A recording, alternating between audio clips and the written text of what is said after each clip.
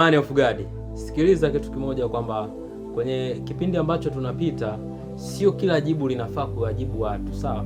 Jitahidi sana kucontrol hasira, jitahidi sana kwa sababu wanafalsafa wana msemo mmoja ambao unasema kwamba ukiona mtu anapayuka kwa sauti kubwa analalamika, ujue ameshindwa kuweza kuudhibiti uwezo wa ndani kutulia na matatizo yake yameshamshinda huyo mtu.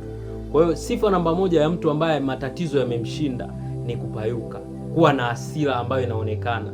Hiyo ni sifa namba moja ya mtu ambaye tayari ameshashindwa kufanya maamuzi tayari ndani ya fikra zake, ndani ya mawazo yake yeye mwenyewe binafsi. Hiyo ni sifa namba moja. Kwa hiyo jitahidi sana uwe unajibu vitu kulingana na Roho wa Mungu jinsi anavyokuongoza. Sio kila swali litakalouliza linahitaji majibu. Kuna maswali mengine tayari muuliza maswali ana majibu kamili juu ya hilo swali lake. Kuna kipindi nilikuwa najaribu kuangalia, kwa mfano tukimtolea mfano Yesu, walimfuata wale wazee wakawa wanamuuliza maswali, tuambie, je, hiki umefanya kwa uwezo wa nani? Je, hiki umefanya kwa nini? Yaani walikuwa wanamuuliza, je, hiki cha nani? Yesu alikuwa anawanyamazia. Na kuna sehemu akawa anawajibu, vya Kaisari mpeni nani? Kaisari. Vya Mungu mpeni nani? Mungu. Ifike mahali jibu kwa uchache sana. Kuna muda mwingine unaweza ukawa umetupiwa maneno machafu, mabaya, yanayoumiza moyo, na kwa position yako uliyokuwa nayo yanaruhusu, yani hayo hivyo vitu unashangaa vinaingiliana kabisa.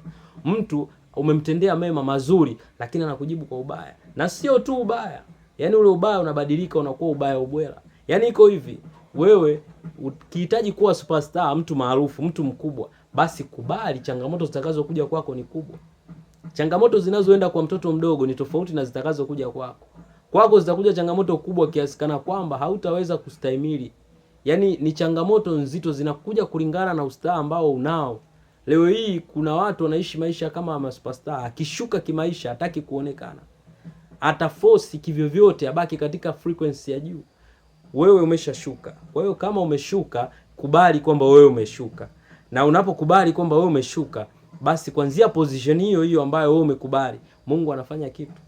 Kama umeishiwa fedha, ishi kama mtu ambaye tayari umeshakubali matokeo, ila unaendelea kupambana katika ulimwengu wa roho na kimwili. Kwa hiyo ifike mahali ukaishi maisha ya kisuperstar. Maisha ya kisuperstar, ndio maana masuperstar wengi wanaingia katika changamoto ya kumwabudu shetani. Kwa sababu gani? Hawataki kuonesha kama wameshuka kipindi ambacho wameshuka. Wako tayari wauze uhai wao ili kuliko aibu.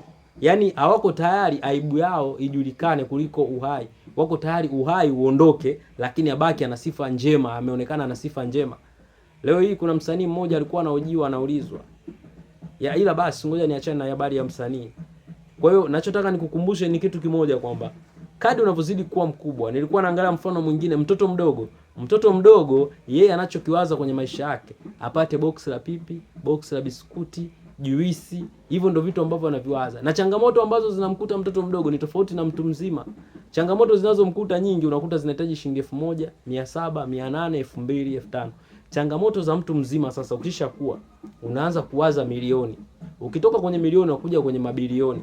Kwa hiyo kuna utofauti na matukio vile vile. Likikukuta la mtu mzima, tukio unaloweza kupigiwa simu, unaweza kaambiwa tuma 200,000, tuma 1,000,000, tuma 20,000,000, tuma 100,000, tuma shilingi 30,000. Hautaambiwa utume shilingi 700 kwenye simu wala shilingi 1000. Utaambiwa matukio mazito. Kwa hiyo kadri unavyotaka kuwa mkubwa katika frequency hiyo hiyo kubwa, na changamoto zitakuja hivyo hivyo. Mfano mimi, kadri ninavyozidi kuhubiri, kuwahubiria watu habari njema, changamoto zangu ni tofauti na za mtu ambaye haihubiri habari njema. Mimi kuna watu nitaandaliwa wakuja kunitetemesha na kuniteteresha, lakini mimi sitaogopa, nitasimama kwa sababu ninajua njia niiendeayo ina changamoto gani.